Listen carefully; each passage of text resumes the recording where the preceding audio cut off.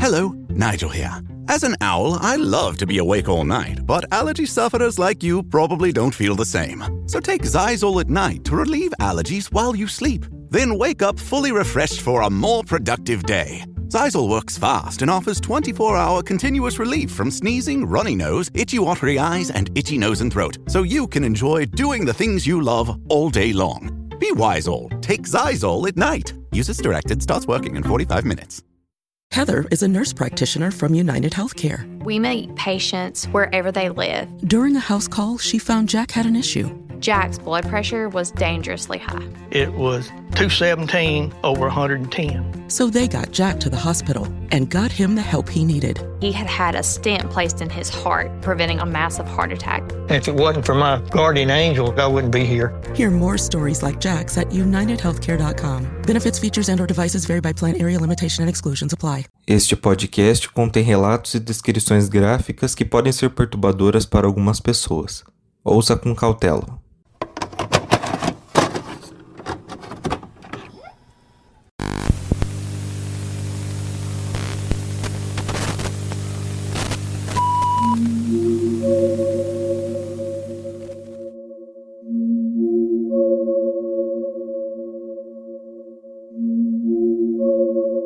Olá, eu sou Rodolfo Brenner, host do podcast Clube dos Detetives, e esse é o Crimes Sinistros, a sua dose semanal de True Crime dentro do Relatos do Além. Nesse episódio, vocês vão conhecer a história do Armin Meiwes, um homem alemão que tinha um desejo incomum: consumir alguém de forma literal. Para sua felicidade, ele encontrou alguém que gostaria de realizar esse sonho, nesse caso que ficou conhecido como o Canibal de Rotemburgo.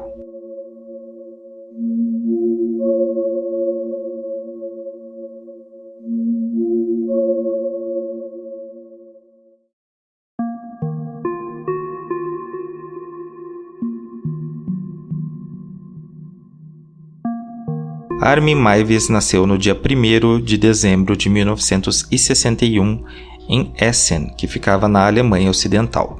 A mãe do Armin, a Waltraud, já tinha 2 filhos de pais diferentes quando ficou grávida do namorado, que era um policial que se chamava Gustav.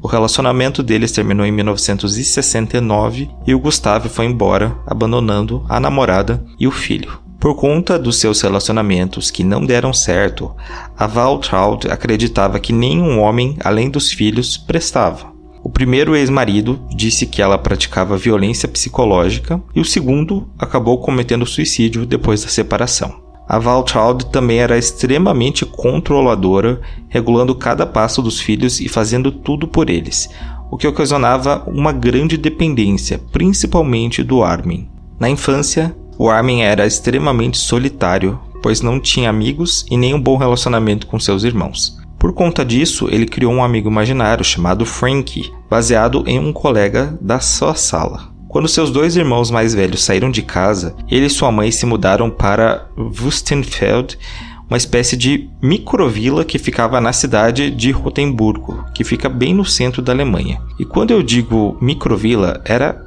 isso mesmo, porque em 2001 a população era de apenas 30 habitantes.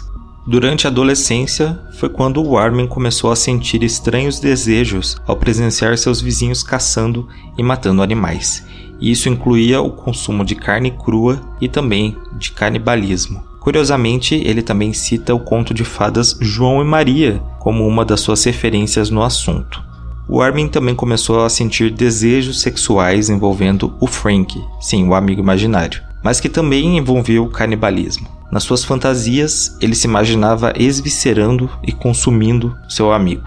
No ensino médio, ele inclusive chegou a cogitar perguntar para um colega que se parecia com o Frank, se ele deixaria o Armin cortar um pedaço dele. Mas ele ficou com medo de ser ridicularizado e desistiu.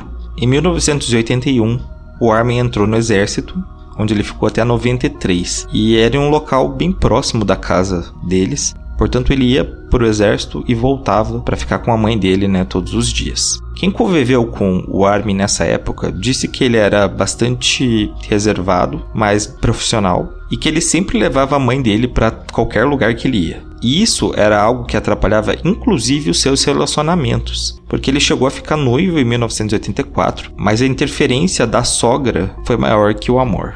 Após o fim desse relacionamento, o Armin resolveu focar no trabalho e nos estudos. Ele começou a estudar informática e conseguiu um emprego como TI em um banco depois dele sair do exército. Nessa época ele também começou a se entender como bissexual, embora não fique claro como foram essas experiências que ele teve.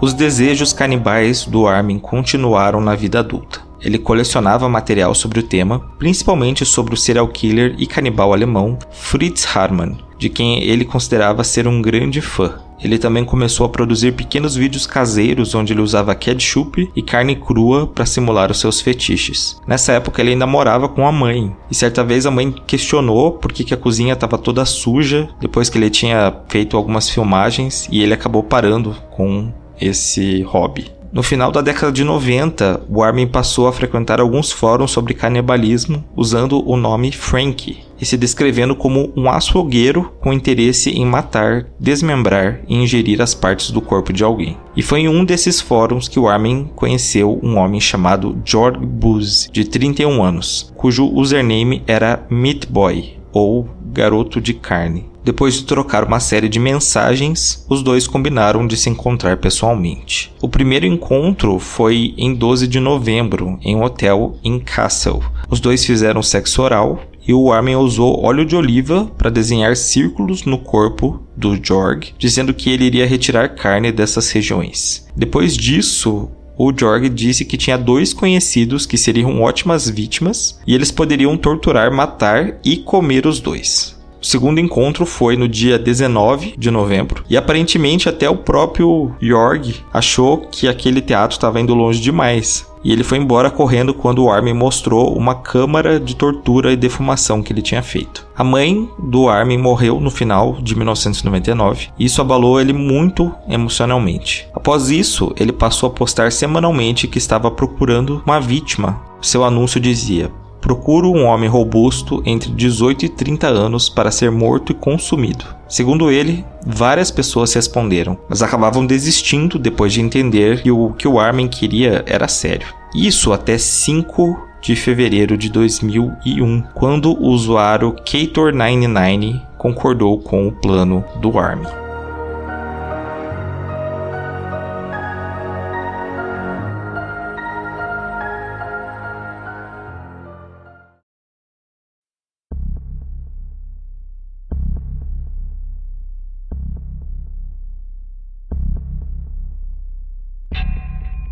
Keitor99 na verdade se chamava Bernard Brands e era nascido no dia 19 de janeiro de 58, em Berlim. Ele era filho de médicos, mas perdeu a mãe muito cedo, o que fez ele desenvolver sérios problemas de ansiedade. Posteriormente, o seu pai se casou de novo, só que ele não se dava bem com a madrasta de forma nenhuma, e essa falta de uma figura materna fez ele se afastar das mulheres de forma geral. O Bernard era um aluno brilhante, ele tinha um grande interesse por artes e também por matemática, e ele também competia pelo time de natação. Ele teve dupla formação em engenharia de controle e também engenharia elétrica na Universidade Tecnológica de Berlim em 1983. Ele trabalhou em algumas empresas até a época do caso, incluindo a Siemens, e ele ganhava um salário anual de 70 mil euros, que já era bastante para a época. Apesar de ter muito sucesso no trabalho, os amigos do Bernard diziam que ele era muito infeliz na sua vida pessoal. Em 1990, ele contou para o pai que ele era bissexual e os dois acabaram cortando o contato. O Bernard também esteve noivo de uma mulher entre 87 e 94. Mas a relação acabou depois que ele foi fazer uma viagem para os Estados Unidos a trabalho e acabou traindo ela com outro homem. Após isso, o Bernard passou a entrar e sair de vários relacionamentos com mulheres, mas para fazer sexo ele preferia os homens. Inclusive ele procurava constantemente por garotos de programa e também frequentava bares gays na região de Berlim. Pessoas que tiveram contato sexual com ele disseram que a única coisa estranha que ele pedia é que ele gostava quando as pessoas mordessem o pênis dele durante o sexo oral. A coisa foi mais longe, de acordo com o relato de um garoto de programa, quando o Bernard teria pedido para que o garoto cortasse o pênis dele com uma faca, mas esse garoto de programa se recusou. E como eu falei antes, o Armin e o Bernard se conheceram em um dos fóruns ali sobre canibalismo que eles frequentavam. O desejo do Bernard tinha mais a ver com ser castrado, então ele queria que alguém realmente cortasse o seu pênis. E quem falou que faria isso? O Armin, só que para entrar na fantasia do outro, então o Bernard teria o pênis castrado e após isso ele seria morto, mutilado e teria partes do corpo ingeridas pelo Armin. Na época do caso, o Bernard estava namorando um rapaz de 25 anos chamado René, e esse René falou que nunca tinha notado nada de anormal no comportamento do Bernard. E aí, um dia antes do crime, o Bernard vendeu o seu carro, ele formatou o seu computador e ele tirou um dia de folga. Posteriormente, o René achou um bilhete escrito à mão que deixava todos os bens que ele tinha para o namorado. Gente, eu sei que eu já dei um aviso de gatilho no início do episódio, mas eu vou avisar novamente, porque a partir daqui as coisas vão ficar muito gráficas, tá? No dia 9 de março de 2001, o Armin se encontrou com o Bernard na estação de Kessel e de lá eles foram dirigindo até a casa do Armin. Eles passaram várias horas tendo relações sexuais ali numa cama. Isso até próximo da meia-noite, quando o Armin preparou o seu equipamento de vídeo para gravar a castração. Além disso, ele também preparou 5 facas, uma machadinha e um moedor de carne. A ideia inicial do Bernard era que o Armin tentasse arrancar o pênis dele com uma mordida, mas ele não conseguiu.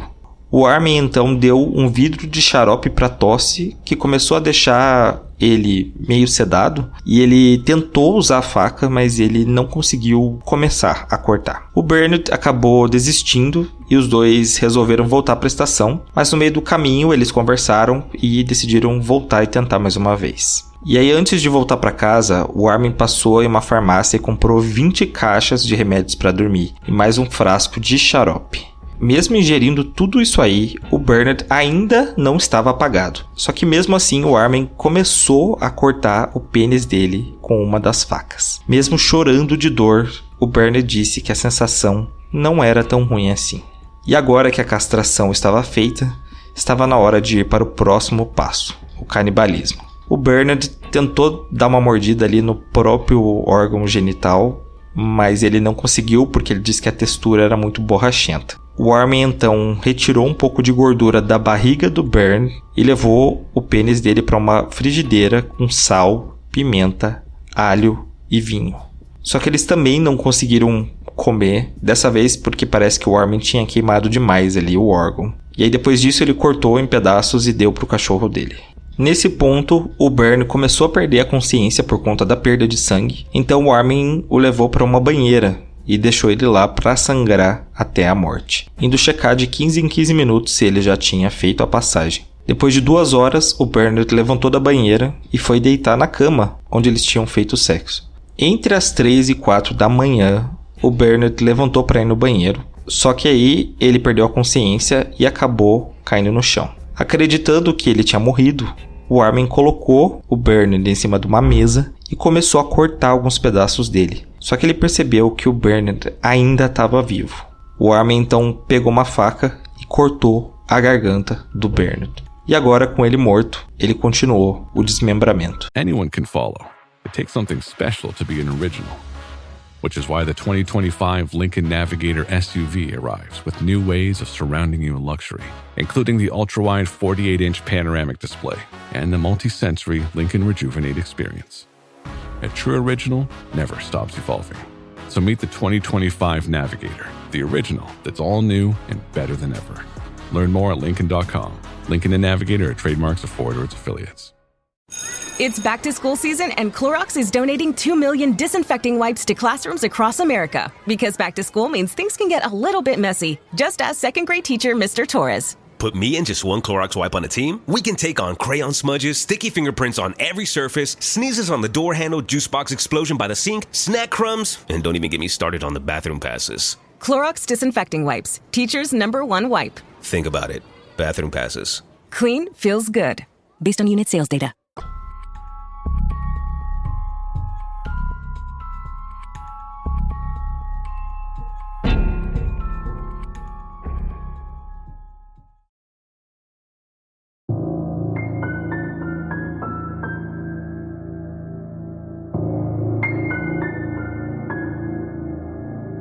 Todo esse processo, desde a castração até a ingestão da carne, foi gravado. Foram cerca de 4 horas de filmagem e essas filmagens foram usadas no processo, elas foram exibidas no julgamento do Armin posteriormente, mas elas nunca foram liberadas para o público. Dizem que 4 frames, ou 4 fotos dos vídeos acabaram indo parar na internet. Você pode inclusive pesquisar se você quiser, né? Por que eu te impediria? Mas nunca ficou comprovado que eram realmente dos vídeos. E não é nada explícito, é só uma banheira toda suja de sangue, sim. O Armin guardou cerca de 20 quilos de carne do Bernard no seu freezer, dos quais ele foi consumindo ao longo de 10 meses. O restante do corpo, que não dava para ser aproveitado, foi enterrado no seu quintal. Ele tinha guardado a cabeça no freezer também, mas posteriormente ele foi lá e enterrou também. O namorado do Bernard registrou o desaparecimento dele no dia 12 de março, mas por conta do bilhete que ele tinha deixado, e a polícia confirmou que esse bilhete tinha sido escrito mesmo pelo Bernard, a polícia acreditou que era uma fuga.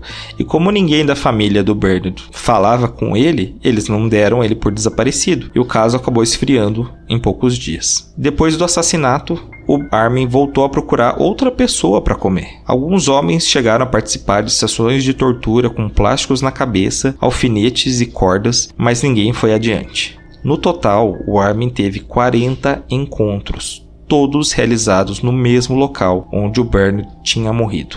No dia 9 de julho de 2002, um estudante universitário austríaco de 23 anos estava usando um buscador de palavras-chave, procurando pelas palavras horror, terror, e nervous thrills, ou emoções nervosas, junto, e acabou encontrando um dos anúncios do Armin no fórum. Ele escreveu um e-mail perguntando pro usuário Frank se ele realmente tinha matado e ingerido alguém, e o Armin respondeu que sim. E aí, por conta disso, o estudante fez uma denúncia para a polícia alemã, e a polícia acabou acreditando e foi investigar o caso. E depois de 2 meses, eles chegaram no Armin Meiwes. O Armin foi preso no dia 10 de dezembro de 2002, após uma busca ter encontrado partes do corpo do Bernard Brandes enterrados no seu quintal, incluindo a cabeça, as mãos e os pés. O Armin entregou para a polícia alguns pertences que ele tinha do Bernard e também foram apreendidos muito material, gente. Foram 1.742 disquetes, 228 fitas VHS, 221 discos rígidos, 16 computadores, 95 CDs e 23 fitas magnéticas. 2 policiais tiveram a infeliz tarefa de documentar todo o material e separar aquilo que era relevante para o caso. De todo o material que eles encontraram, apenas as fitas VHS que mostravam o assassinato do Bernard eram relevantes, mas eles não conseguiram assistir até o final. Cerca de 430 pessoas das listas de contato do Armin foram identificadas e as que residiam na Alemanha foram interrogadas. O Jörg Buse, aquele que ofereceu 2 vítimas para o Armin, ele foi considerado suspeito e teve que pagar uma multa, além de aconselhamento psiquiátrico obrigatório.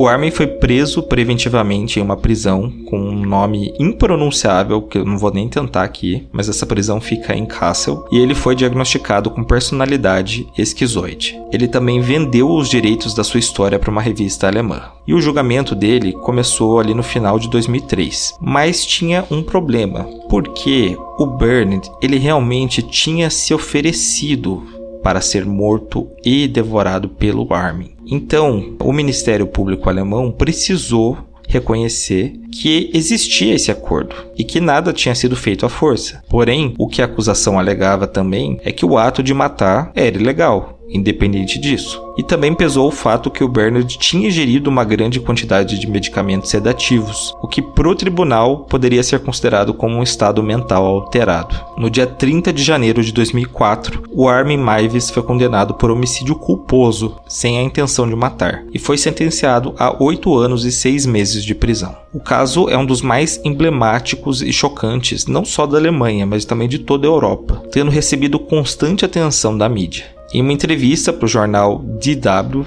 o Armin confessou ter canibalizado o Bernard, mas disse que estava arrependido. Inclusive, na prisão, o Armin se tornou vegetariano, ele também frequentava alguns cultos religiosos ali, e ele disse que escreveria um livro para aconselhar que qualquer pessoa com tendências canibais procurasse ajuda para não acabar como ele. E por incrível que pareça, depois que ele foi preso, surgiram alguns sites dedicados a ele, sim, dedicados, que inclusive anunciavam pessoas que gostariam de ser devoradas. Em 2005, o Tribunal Federal Alemão ordenou um novo julgamento, depois que os promotores apelaram da sentença inicial, alegando que não foram levadas em conta que o Armin teria matado o Bernard por gratificação sexual, além de gravar todo o incidente. Então ele passou por um novo julgamento, dessa vez em fevereiro de 2006, e aí eles repassaram todas as 4 horas de vídeo de novo no tribunal para ser assistido. Imagina ser jurado nesse caso. Depois de 3 meses, o Armin Meiwes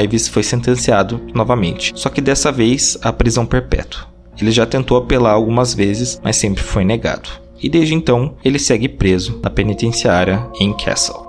E esse foi o último episódio dessa temporada do Crimes Sinistros, a parceria entre o Relatos do Além e o meu podcast, o Clube dos Detetives. Eu adorei fazer esses 10 episódios, eu gosto muito de ler e de montar os roteiros e de pesquisar sobre todo esse material. Eu fico bastante feliz quando vocês gostam dos episódios, quando vocês deixam comentários e tudo mais. Então eu espero que vocês tenham gostado dessa primeira temporada. Comentem bastante se vocês querem uma segunda temporada, né? Porque isso pode sim acontecer mais pra frente. A nossa ideia é justamente essa, fazer uma nova temporada. Agora só resta saber quando ela vai acontecer. Mas não fiquem tristes, como eu falei, essa foi a primeira temporada. Se vocês querem uma segunda, deixem aí nos comentários, tá? Peçam pros Oucas, fiquem atazanando ele, queremos segunda temporada do Crimes Sinistros e tal.